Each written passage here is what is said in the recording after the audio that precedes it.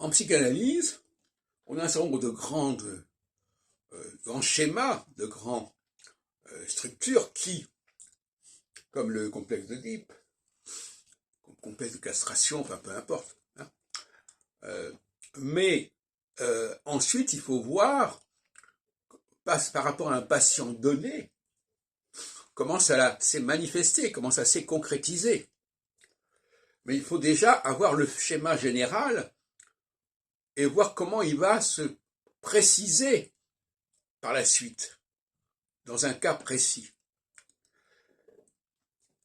En astrologie, j'ai développé la thèse, actuellement, de la dialectique entre engagement et désengagement. En disant que chaque fois qu'on s'engage, il y a des conséquences, et qu'à fois qu'on se désengage, il y a des conséquences. Et on sait exactement à quel moment ça se produit, non pas dans la vie d'une personne, mais dans la vie d'une société. C'est très important. Les questions d'engagement et désengagement ne sont pas uniquement des questions personnelles. Et souvent, d'ailleurs, on est impliqué, on est embarqué dans des problématiques collectives, des problématiques politiques. C'est pour ça que souvent, ça fait boule de neige. Bon, donc ça, c'est très important. L'astrologie n'est pas individuelle. Même si elle est individuelle, on sait très bien qu'au même moment, un certain nombre de personnes passent par le même processus, au même moment. Donc ça ne dépend pas du tout de la date de naissance ni de l'âge. C'est la véritable synchronie pour moi. La synchronie, c'est non pas comment les choses se passent par rapport au ciel, mais comment le fait que les choses se passent pour un très grand nombre de gens au même moment, pendant la même durée. C'est ça qui me paraît important. Donc, engagement, je vais étudier avec la personne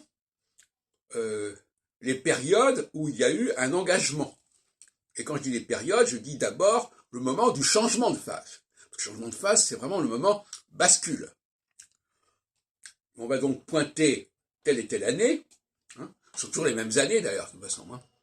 Hein, c'est toujours 73, 78, etc. Enfin, c'est 71, 78, 78, 85, 85, 93. Donc ça, c'est pas compliqué, il faut avoir ça en tête. Bon.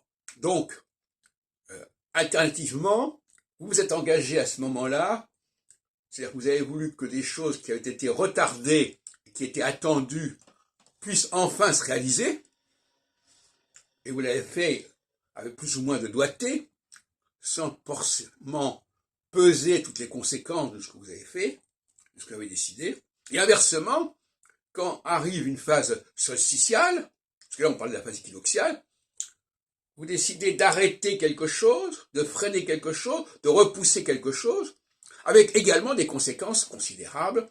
Et là encore, est-ce que vous avez pesé ces conséquences? Quelles sont ces conséquences?